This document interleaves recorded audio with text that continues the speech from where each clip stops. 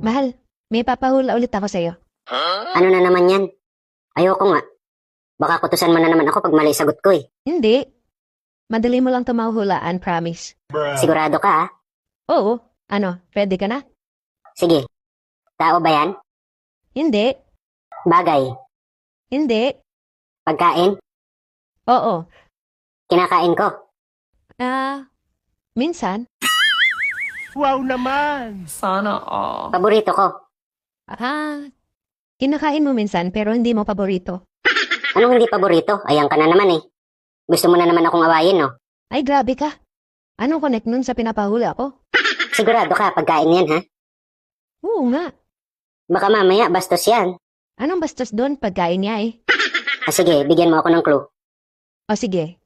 Pag binibiyak mo ito, may lumalabas agad na puting dagta. Sabi ko na eh, bastos yan eh. Hindi nga. Sige, ano pang clue? Yung loob niya medyo mapula-pula.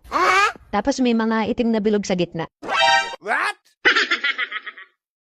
Sabi ko na nga ba eh, bastos yan eh. Yan na yung iniisip ko eh. Hindi nga bastos yan, rupulit. Paano hindi?